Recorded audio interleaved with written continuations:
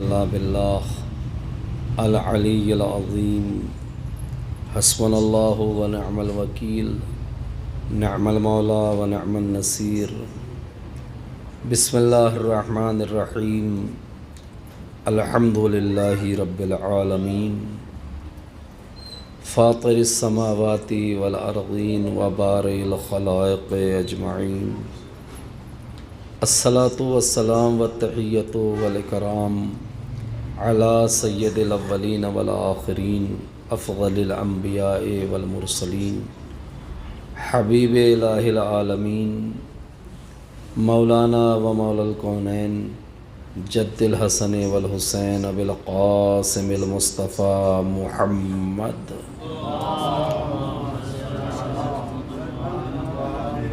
وعلی اہل بیتہ الطیبین الطاہرین المعصومین الذین اذھب اللہ عنہم الرجس وطہرہم تطہیرا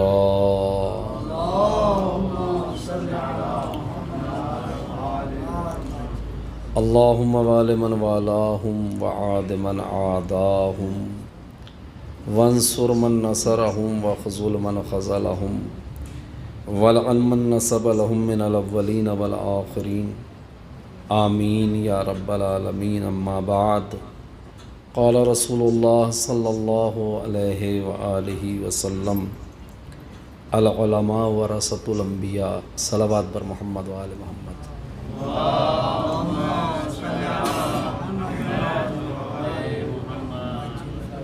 حضرات گرامی، مجلس اعزا کی مناسبت آپ حضرات پہ واضح ہے. مقام علماء کی تجلیل و تعظیم کے لیے اور ان کی ارواح طیبہ کے ایصال ثواب کے لیے یہ مجلس اعزا منعقد کی گئی ہے. میں نے اسی مناسبت سے آپ علماء اور طلاب کرام کی سماعتوں کے جو مبارک حدیث حوالے کی ہے وہ بہت معروف ہے اور اس کے ترجمے سے بھی آپ حضرات مجھ سے بہتر واقف ہیں. رسم مجلس کے تحت ترجمہ پیش خدمت ہے. سرکار مرسل اعظم صلی اللہ علیہ وآلہ وسلم کا ارشاد گرامی ہے کہ علماء انبیاء کے وارث ہیں. یہ مبارک حدیث اتنی باعظمت حدیث ہے کہ علماء کے سلسلے میں اگر فقط یہی حدیث ہوتی تب بھی ان کی عظمت کے لیے کافی تھی. چجائی کہ علماء کی عظمت کے سلسلے میں قرآن کا بیان بھی موجود ہے اور ائمہ اطہار علیہم الصلاۃ والسلام سے ان کے احترام میں اور ان کی تعظیم میں یا ان کی عظمت کے سلسلے میں کثیر احادیث وارد ہوئی ہیں جو ہمیں مقام علم اور مقام علماء سے باخبر کرتی ہیں. حدیث مبارک بہت متین ہے اور عمیق بھی ہے. علماء انبیاء کے وارث ہوتے ہیں اور انبیاء میں سے جو بھی نبی ہوتا ہے وہ اپنے زمانے کے تمام انسانوں سے تمام کمالات میں افضل و برتر ہوتا ہے. نبی کا انتخاب اللہ کی طرف سے ہوتا ہے اور وہ اپنے زمانے کے تمام انسانوں سے زیادہ باکمال ہوتا ہے. تمام کمالات میں وہ سب سے آگے ہوتا ہے اور اللہ کا منتخب ہوتا ہے. ایسے ہی معصوم اور باکمال انبیاء الہی کا ورثہ دار علماء کو قرار دیا گیا ہے. اس سے بہت سی باتیں سمجھ میں آتی ہیں پہلے تو یہ کہ کسی بھی بعمل عالم کو جب ہم دیکھیں تو اسی زاویہ نظر سے دیکھیں کہ وہ نبیوں کا وارث ہے۔ علماء کو علاقے کی اینک لگا کے نہیں دیکھنا چاہیے۔ یہ اس لیے بعظمت ہیں چونکہ ہمارے علاقے کے نہیں، علماء اس لیے بعظمت ہیں کہ انبیاء کے ورثہ دار ہیں۔ اگر انبیاء سے ہمارا کوئی رشتہ ہے تو علماء سے ہم رشتہ توڑ کے نہیں جی سکتے۔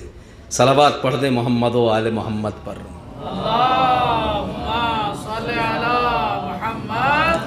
تو علماء کے سلسلے میں جو نظر ہے یہ ہمارے مدرسے کا عالم ہے، یہ ہمارے علاقے کا عالم ہے، یہ ہمارے صوبے کا عالم ہے، یہ ہمارے ملک کا عالم ہے، یہ تمام باتیں اس حدیث کے مخالف ہیں۔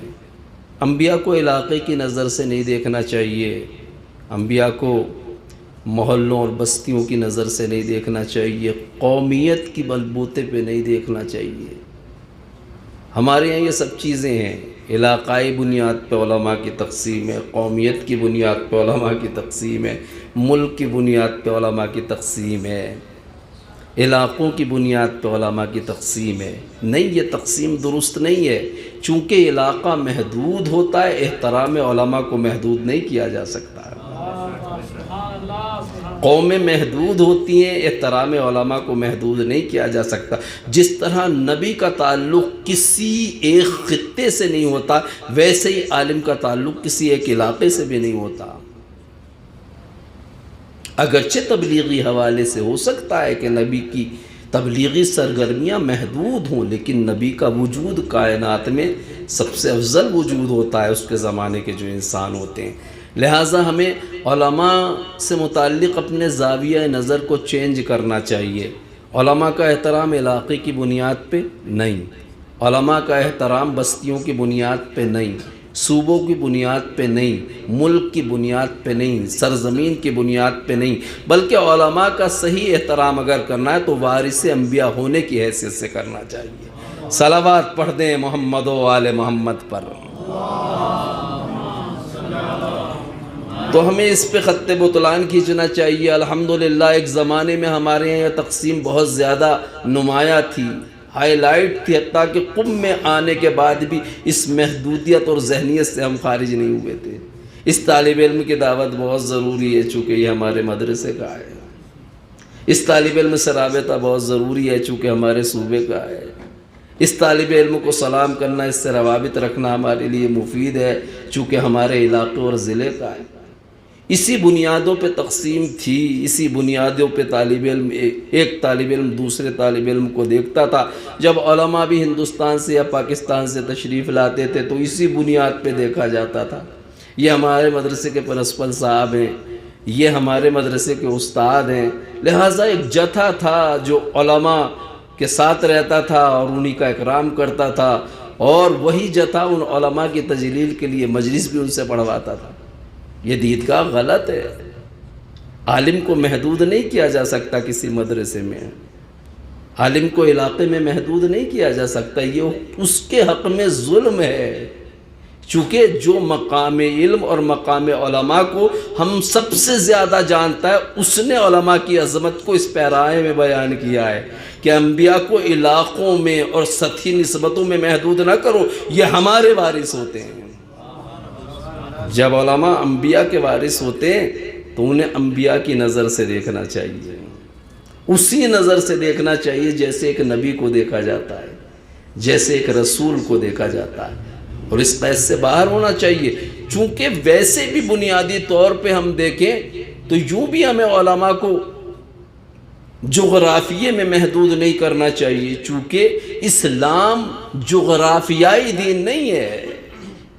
اسلام کو جس طرح سے کسی جغرافی اور سرحد میں بند نہیں کیا جا سکتا، اسی طرح سے علماء بھی چونکہ اسلام کے علماء ہیں، لہٰذا اس کی عظمت بھی سرحدوں میں تقسیم نہیں ہو سکتی اور ان کا احترام بھی کسی حد میں محدود نہیں ہو سکتا، چونکہ دین اسلام محدود دین نہیں ہے کہ صاحب عرب میں آیا ہو تو عرب تک محدود ہو۔ کسی خاص خطے میں آیا ہو جیسے حجاز میں تو حجازی ہو دین، نہیں، دین سرحدوں میں مقید نہیں ہوتا، دین اسلام جہانی دین ہے، عالمی دین ہے، اسی لیے تمام عالم میں اسلام کا کلمہ پڑھا جاتا ہے، اور ہر ملک کے گلدستہ اذان سے جہاں اللہ اکبر کہا جاتا ہے، اشہد ان لا الہ الا اللہ کہا جاتا ہے، وہیں نبی کی نبوت کی گواہی بھی دی جاتی ہے۔ اسلام کا کلمہ ہر جگہ پڑھا جاتا ہے، اسلام کا پرچم ہر جگہ لہرایا جاتا ہے۔ ایک یہ بات ہے علماء کے حوالے سے کہ علماء کے احترام کو، ان کی عظمتوں کو محدود نہیں کرنا چاہیے، تنگ نظری کی اینک لگا کے کسی عالم کو نہیں دیکھنا چاہیے۔ یہ مجلس اس بات کا بہترین ثبوت ہے۔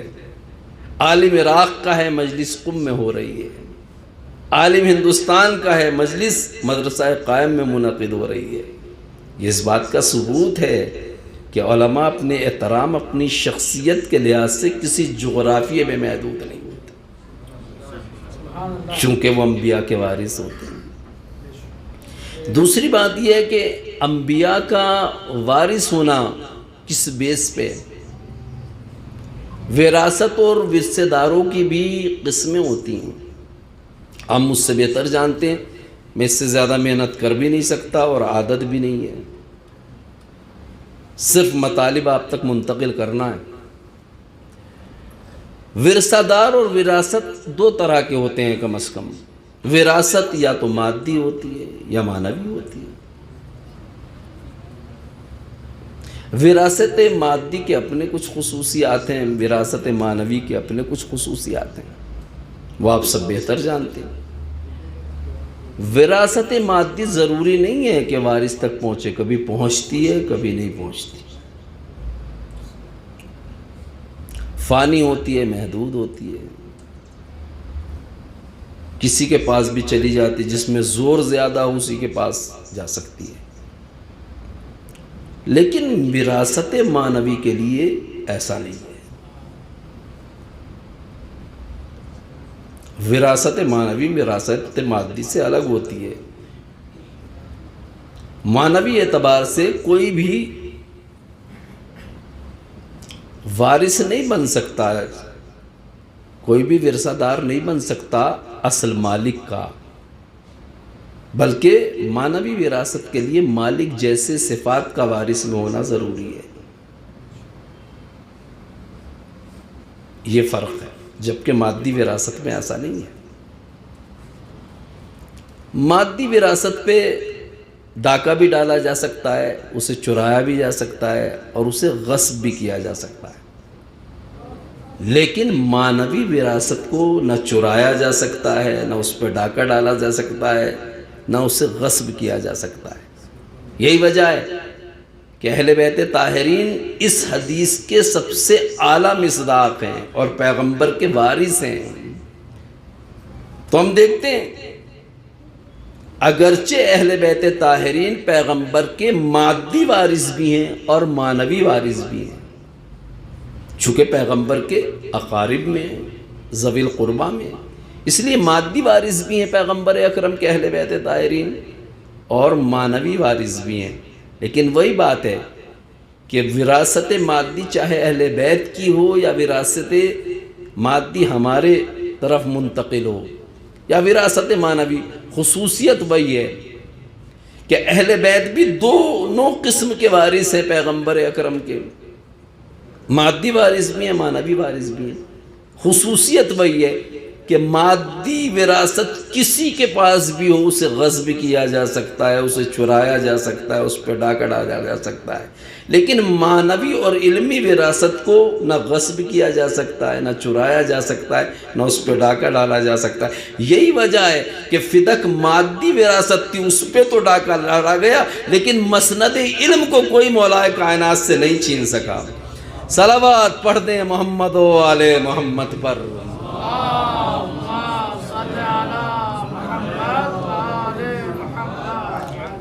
مادی وراثت کو چھینا جا سکتا ہے اور چھینا گیا۔ حکومت بظاہر مادی وراثت ہے، تخت حکومت، اسے چھینا گیا، لیکن وراثت علمی کو کوئی نہیں چھین سکا۔ اور وہ اہل بیت کے پاس باقی رہی، اور کس حد تک باقی رہی کہ جنہوں نے وراثت مادی کو چھینا تھا نا، انہیں بھی اقرار تھا اس بات کا، عملی اقرار، کہ پیغمبر اور انبیاء الہی کی وراثت معنوی انہی کے پاس ہے۔ چنانچہ جب بھی کوئی دینی اور علمی مسئلہ آتا تھا تو وہ بھی تمام امت کی طرح سے اہل بیت ہی کی طرف رجوع کرتے تھے، اور ان کا یہ قرار موجود ہے کہ اگر اہل بیت نہ ہوتے تو ہم ہلاک ہو جاتے ہیں۔ یہ وراثت معنوی کی عظمت ہے۔ تو ظاہر ہے کہ انبیاء کے جو وارث علماء ہوتے ہیں وہ مادی وراثت کے وارث نہیں ہوتے، بلکہ معنوی اور علمی وراثت کے وارث ہوتے ہیں۔ انبیاء کائنات میں عظمت کے اعتبار سے سب سے بڑے ہوتے ہیں، اور یہ بہت بڑی بات ہے کہ کوئی ان کی معنوی وراثت کا ورثہ دار ہو، اور اس کے لیے کسی جغرافیے کی قید نہیں ہے، کسی خاندان کی قید نہیں ہے، کسی نسل کی قید نہیں ہے، کسی ملک کی قید نہیں ہے۔ وارث انبیاء بننے کے لیے فقط ایک ہی شرط ہے، بہترین عالم بن جاؤ اور بہترین عامل بن جاؤ۔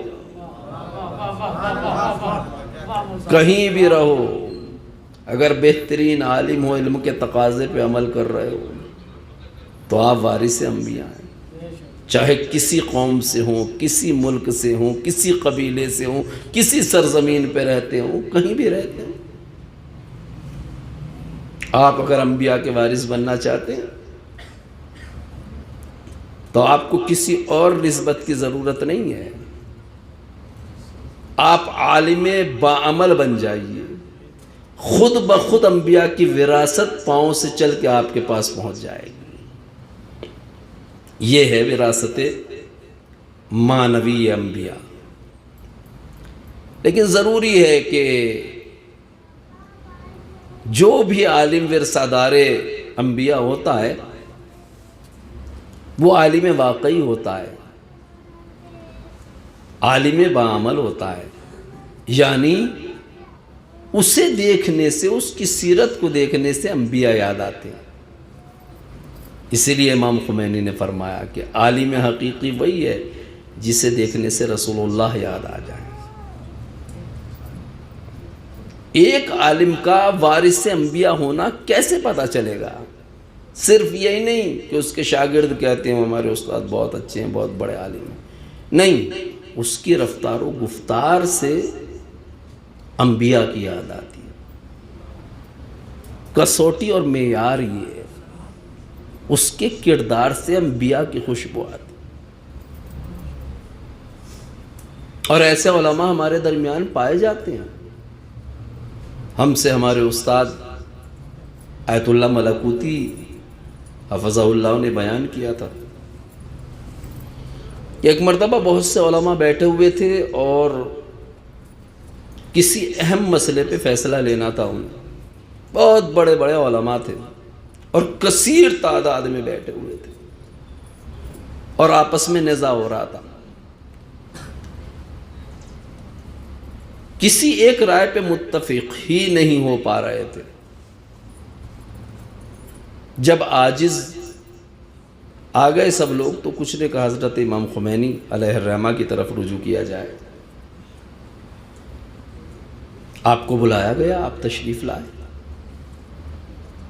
اور آپ نے اس مجمع علماء میں شاید یہی حدیث پڑھی کہ آپ لوگ، جہاں تک مجھے یاد آ رہا ہے، کہ آپ حضرات وارث انبیاء ہیں۔ ہاں، یہی حدیث آپ نے پڑھی، مجھے یاد آ گیا۔ آپ حضرات وارث انبیاء ہیں۔ اگر 1,24,000 انبیاء کو ایک جگہ جمع کر دیا جائے تو ان میں سر منہ اختلاف نہیں ہوگا۔ اگر آپ لوگ ایسے انبیاء کے وارث ہیں تو آپ میں اختلاف کیوں ہے؟ حیثیت پہ سوالیہ نشان لگایا۔ آیت اللہ ملکوتی فرماتے ہیں سارے اختلافات اور ساری آوازیں ختم ہو گئی اور ایک مذہبی اور دینی فیصلہ سامنے آ گیا۔ یہ ہوتی ہے عالم باعمل کی شان۔ عالم بھی ایسا جو اپنے فریضے کی طرف متوجہ بھی ہے اور دوسروں کو بھی متوجہ کرتا ہے۔ لہٰذا ہم وارث انبیاء ہیں تو قدم قدم پہ ہمیں یہ لحاظ رکھنا ہے کہ سیرت انبیاء کے خلاف ہمارا کوئی عمل نہ ہو، ورنہ امامے کا سر پہ آ جانا آسان ہے، وارث انبیاء کہلانا مشکل ہے۔ کوئی امامے اور ابا قبا سے، لمبے قد سے اور ایک خاص قسم کے جوتے پہن لینے سے عالم نہیں بنتا، بلکہ دیکھنا ہوگا اس کے گفتار سے، اس کے رفتار سے، اس کے کردار سے انبیاء کی خوشبو آتی ہے۔ نہیں، عالم وہی ہے، ورثہ دار انبیاء وہی ہے جسے دیکھ کے انبیاء کی یاد آ جائے۔ کہیں ایسا نہ ہو کہ ہمیں دیکھ کے کسی اور کی یاد آتی ہے کہ کیا کہنا مولانا کا، اللہ ہمیں بھی اتنی دولت دے، ہمیشہ شیک شیک لباس پہنتے ہیں، کبھی بھی لباس پہ گرد نہیں ملتی، ہمیشہ ایسا لباس نظر آتا ہے جیسے آج ہی خرید کے پہنا ہو۔ نہیں، ہمارے لباس سے، ہمارے کردار سے، ہمارے اخلاق سے، ہماری شکل سے، ہماری صورت سے انبیاء کی جھلک محسوس ہونی چاہیے۔ یہ ہمارا وظیفہ ہے، ہم سب کا وظیفہ ہے۔ ظاہر ہے جو علماء گزر گئے ہیں وہ اپنی سیرت چھوڑ کے گئے ہیں اور ہمیں ہمارے فرائض کی طرف متوجہ کرتے ہیں۔ تو عالم ایسے ہی نہیں بنتا۔ علماء کی عظیم صفات میں سے عدالت ہے، اخلاص ہے، انکساری ہے، صبر ہے اور سادہ زندگی بسر کرنا، یہ بہت اہم ہے۔ جس میں یہ اہم صفات نہ پائے جاتے ہوں کسی عالم میں تو یقیناً چاہے وہ شہرت کے لحاظ سے صاحب مدرسہ عالم بھی کیوں نہ ہو، وہ وراثت انبیاء سے محروم ہے۔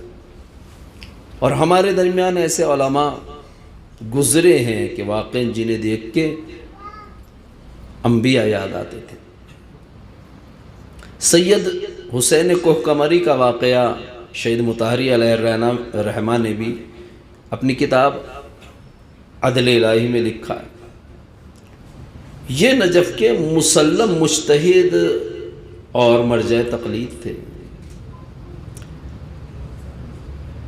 سرکار امیر المومنین علیہ السلام کے حرم مطہر سے نزدیک آپ کا ایک مسجد میں درس خارج ہوا کرتا تھا۔ شان سے درس خارج دیتے تھے علماء، بڑے بڑے علماء آپ کے درس میں شرکت کرتے تھے، خلوص انبیاء جیسا، اخلاص بھی اور عدالت بھی۔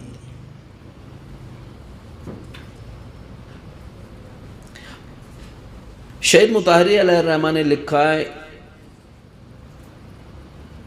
ایک مرتبہ ایسا ہوا کہ آپ وقت سے پہلے مقام درس پہ تشریف لے گئے، اس مسجد میں جہاں درس دیتے تھے، طلبہ سے پہلے ہی پہنچ گئے۔ بیٹھے آپ تو کیا دیکھا کہ ضعیف العمر آدمی ہے، سیدھا سادہ فقیرانہ لباس میں اور چند شاگردوں کے ساتھ مباحثہ کر رہا ہے۔ آپ نے غور سے اس شاگرد کے درس کو سنا اور یہ احساس کیا کہ یہ مجھ سے بہتر تدریس کر رہا ہے۔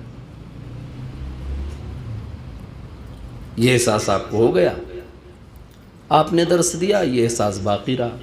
دوسرے دن اور پہلے آیا آپ کچھ اسی مسجد میں جہاں درس دیا کرتے تھے، اور پھر شروع سے لے کے آخر تک ان شیخ کا درس آپ نے باقاعدہ سنا۔ اسی طرح سے ایک دو دن آپ آتے رہے اور آپ کے لیے یہ ثابت ہو گیا کہ ان کا انداز تدریس مجھ سے بہتر ہے اور ان سے نجف کے علماء اور طلباء زیادہ استفادہ کر سکتے ہیں۔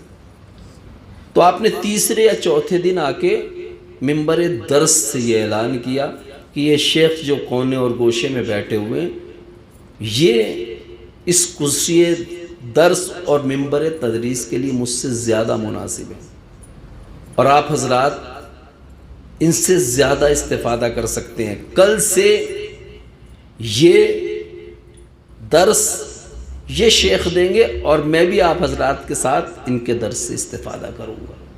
یہ کتنی بڑی بات ہے، یہ کتنی بڑی عدالت ہے. عدل الہی میں اس کا تذکرہ کیا ہے علامہ مطہری نے. عدالت بہت مشکل کام ہے، وہ بھی اپنے نفس کے ساتھ عدالت کرنا، اور آپ نے ایسا ہی کیا.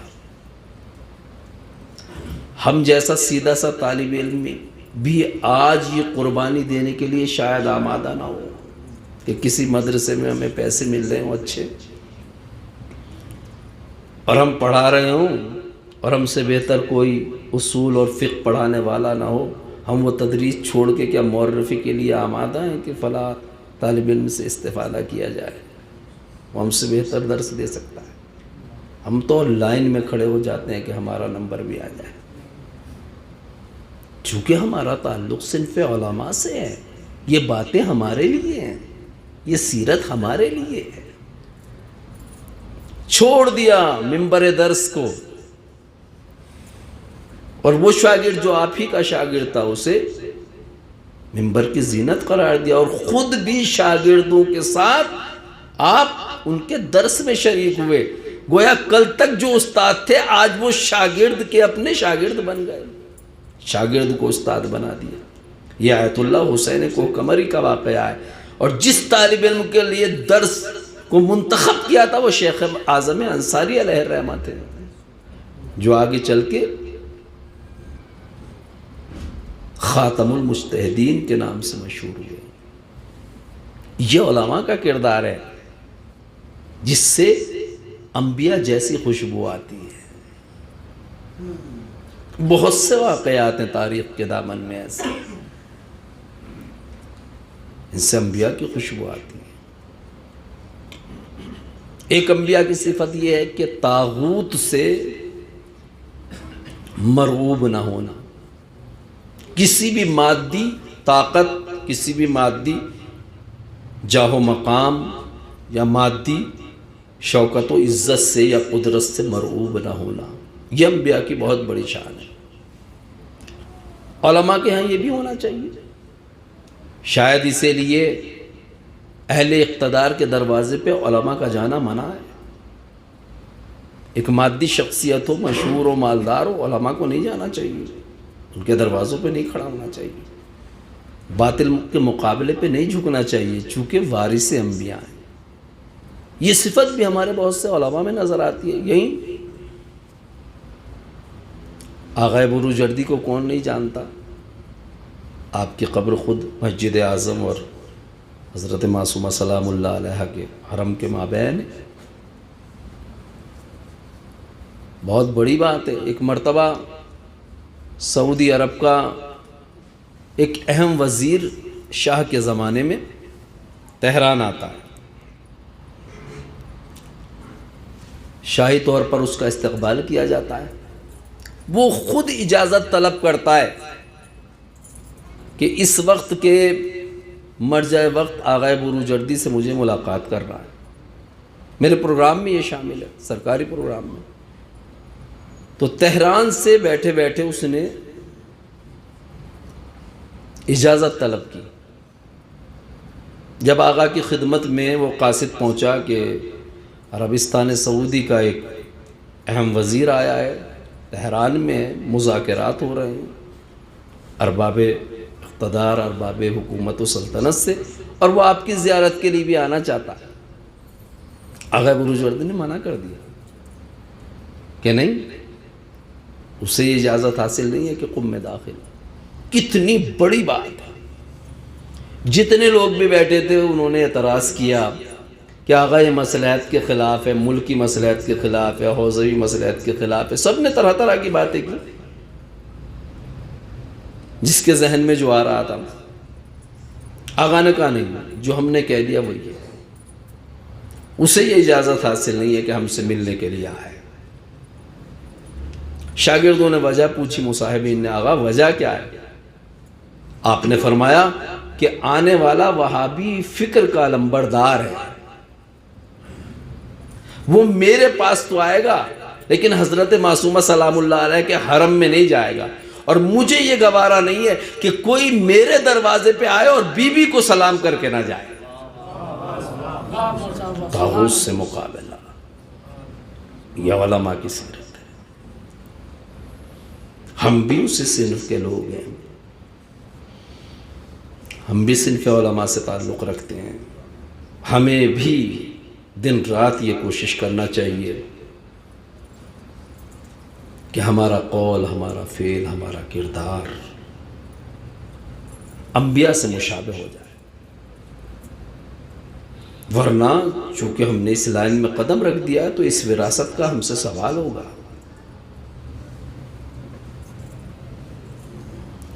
اور اگر ہم نے اس وراثت کا حق ادا کر دیا تو یہ دین کی بہت بڑی تبلیغ و ترویج ہے کہ ہمیں دیکھ کے انبیاء الہی یاد آ جائیں۔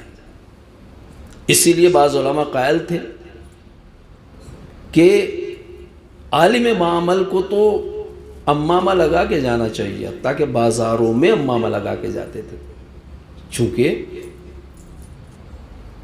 انہیں دیکھ کے ان کے لباس سے لوگوں کو انبیاء یاد آتے تھے، اور جب کسی کو دیکھ کے نبی یاد آ جائے تو یہ اسلام کی تبلیغ کا واقعاً بہت بڑا ذریعہ ہے۔ جسے دیکھ کے نبی کی یاد آتی ہے، جب وہ بولے گا تو کیا احادیث انبیاء کی یاد نہیں آئے گی؟ جب وہ عمل کرے گا تو کیا انبیاء کا عمل یاد نہیں آئے گا؟ تو یہ بہت اہم منزل ہے۔ العلماء ورثۃ الانبیاء، علماء انبیاء کے وارث ہوتے ہیں۔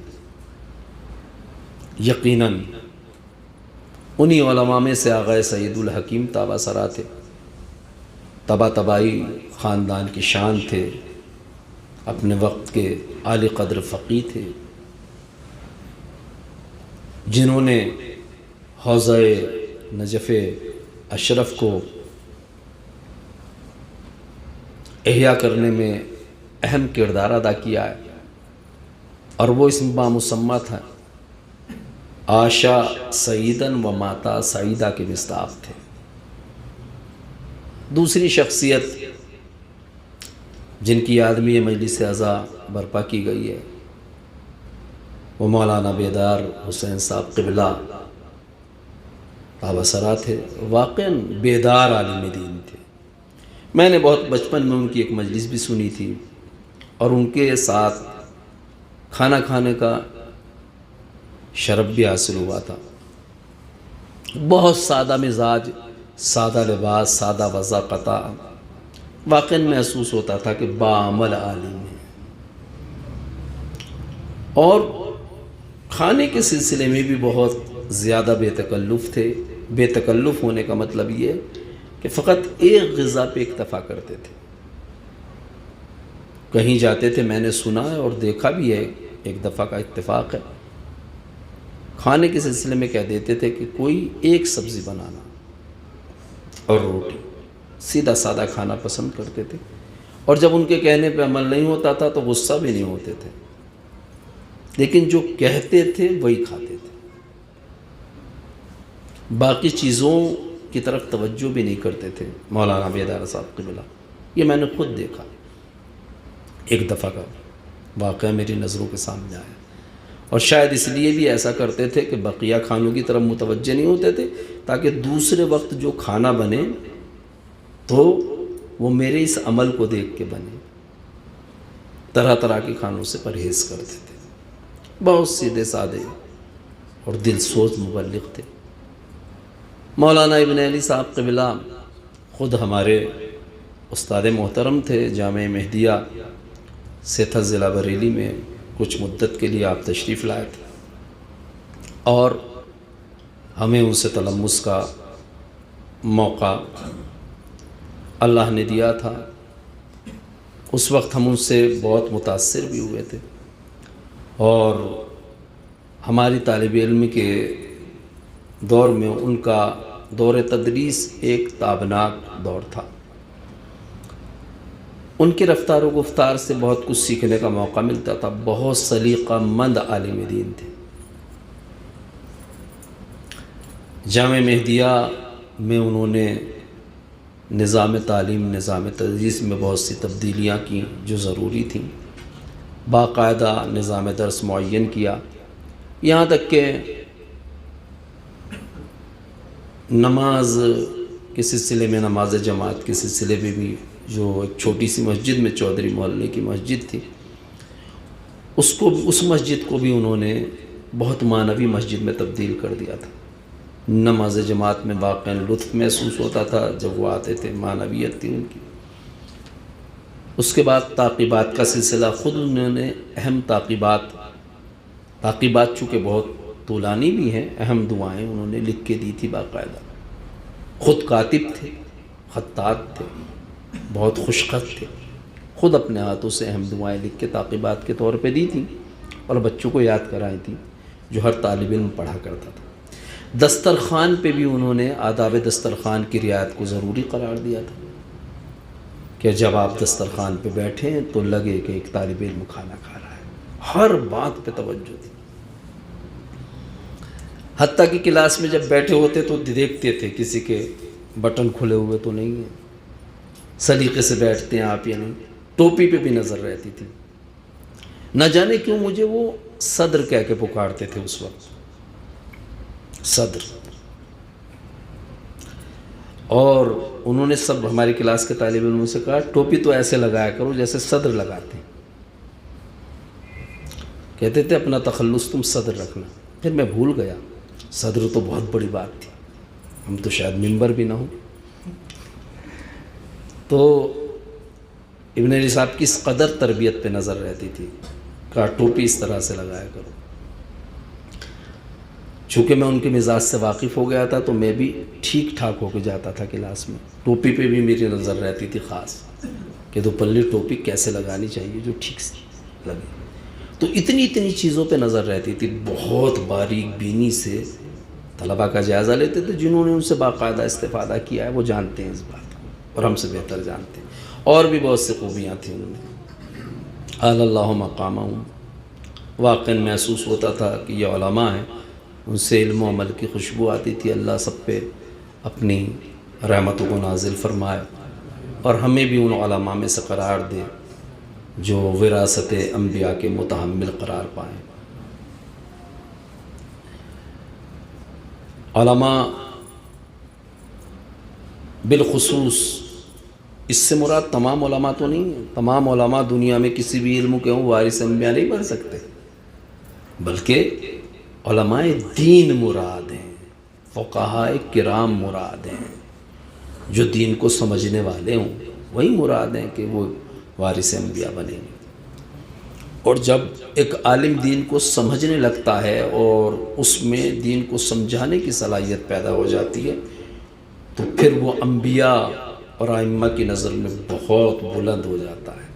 کتنا بلند ہو جاتا ہے کہ حسین بھی اسے خط لکھ کے باقاعدہ بلاتے ہیں۔ یہ ایک دین شناس کی اہمیت ہے۔ من الحسین الغریب الی الرجل الفقیہ حبیب ابن مظاہر۔ عالم اور علماء یعنی دین شناس، جو دین کو باقاعدہ سمجھتے ہوں اور لوگوں کو سمجھا سکیں۔ انبیاء میں یہ صفت پائی جاتی ہے، علماء میں بھی یہ صفت ہونا چاہیے۔ وہ انبیاء کی یاد کو زندہ رکھتے ہیں، ائمہ کی یاد کو زندہ رکھتے ہیں، اس کا خاص اہتمام کرتے ہیں۔ بانی حوزہ شیخ عبد الکریم حائری کی تو یہ سیرت رہی ہے کہ آپ اپنا درس ہی شروع نہیں کرتے تھے جب تک کہ انبیاء اور ائمہ کی یاد کے لیے باقاعدہ آپ نے ایک عالم کو معین کر رکھا تھا جو موعظہ کرتے تھے اور پھر مصائب سید الشہداء بیان کیا کرتے تھے۔ اس کے بعد شیخ کا درس ہوتا تھا۔ ہمارے علماء جو واقعی طور پہ علم و عمل کا مظہر ہوتے ہیں، ان سے علماء کے کردار کی خوشبو آتی ہے اور وہ امت کے درمیان ایک خاص احترام اور مقام کے حامل ہوتے ہیں۔ چنانچہ ان کی یاد بھی ائمہ اور انبیاء کی یاد سے مل جاتی ہے۔ یہ زمانہ ذکر امام مظلوم کا زمانہ ہے، اور عام طور سے عام مرحومین کی لیے مجلس ایصال ثواب اس زمانے میں نہیں کی جاتی، لیکن یہ علماء کا مقام ہے کہ ان کے علم و عمل نے ان کے ذکر کو ذکر امام مظلوم سے ملا دیا ہے۔ یہ دور عجیب و غریب دور ہے، کرونا کا دور ہے، اس میں بہت سی محدودیتیں ہیں، بہت سو کے جنازے نہیں اٹھ پاتے ہیں، شایع نشان تشییع جنازہ نہیں ہو پاتی ہے، لیکن سنا ہے ان عالموں کی تشییع جنازہ توقع سے زیادہ احترام کے ساتھ ہوئی۔ نجف کا پورا حوزہ آغائے سعید کی تشییع جنازہ میں احترام کے ساتھ شریک ہوا۔ اسی طرح سے مولانا بیدار صاحب کے جنازے میں کثیر تعداد، مولانا ابن علی صاحب قبلہ کے جنازے میں کثیر تعداد نے شرکت کی، احترام سے غسل و کفن دیا گیا، جنازہ اٹھایا گیا، اس بحرانی دور میں بھی احترام کے ساتھ قبر میں اتارا گیا۔ لیکن ہائے فرزند رسول حسین، 11 محرم کو جب حسین کا لٹا ہوا قافلہ مقتل شہداء سے گزرتا ہے تو جلتی ہوئی ریتی پر تمام شہداء کے لاشیں بے گور و کفن پڑے ہوئے تھے۔ بیویوں نے اپنے کو ناقے سے گرا دیا، ہر بیوی اپنے وارث کے جنازے سے لپٹی ہوئی تھی، سب بیویوں کی نظر اپنے اپنے شہیدوں کے لاشوں کی طرف تھی، لیکن زینب کی نظر وقت کے امام سید سجاد کی طرف تھی۔ کیا دیکھا؟ بیمار کے چہرے پہ آثار موت طاری ہے، فریاد کی، روئی، چلائی، یا بقیت جدی و ابی، اے یادگار ابو جد سید سجاد اپنے کو سنبھالو ورنہ زینب تم سے پہلے مر جائے گی میرے لال۔ دیکھا کہ سید سجاد سنبھل نہیں پا رہے تو بیوی نے اپنے کو ناقے سے گرا دیا، اے سید سجاد۔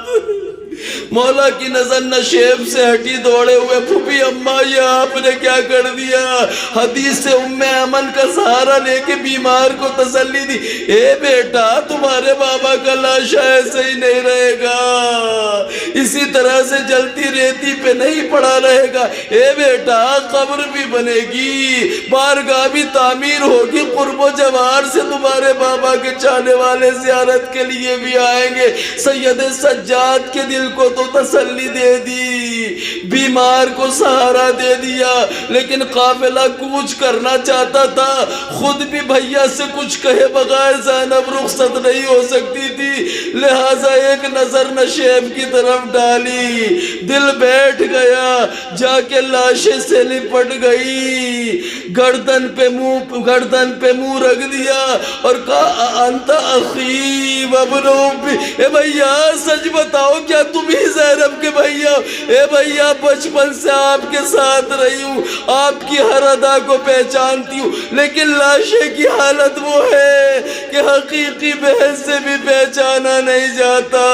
ابھی زینب فریاد کر رہی تھی کہ خیال آیا قافلہ چلا جائے گا تو علی کی بیٹی نے وہ کام کیا جو علی کی شیر دل بیٹی کے علاوہ کوئی نہیں کر سکتا تھا، اپنی ساری طاقت کو سمیٹا، حسین کے لاشے کو اٹھایا، اللہ کی بارگاہ میں عرض کی ربنا تقبل منا ھذا قلیل القربات۔ اس کے بعد اٹھ کے ایک مرتبہ بھیا کے لاشے سے جدا ہونا چاہتی تھی تو اس طرح مرثیہ پڑا، اے بھیا یقین جانو اگر مجھے کوفہ و شام جانے اور کربلا میں رہنے کی اجازت دی جاتی تو بھیا تمہارے لاشے سے کبھی جدا نہ ہوتی۔ یہ کہہ کے پھر رونے لگی، آواز میں اتنا درد تھا کہ دوست و دشمن حتیٰ کہ جانور بھی رونے لگے۔ کون تھا جو زینب کو سنبھالتا؟ کلیجہ پھٹا جاتا تھا، کسی کو نہ پایا جس سے درد دل کہتی۔ مدینے کا رخ کیا، یا جدہ یا رسول اللہ صلی علیہ ملیک السماء وہذا حسین مرمل بالدماء ومقطع العاذا، الا لعنت اللہ علی القوم الظالمین۔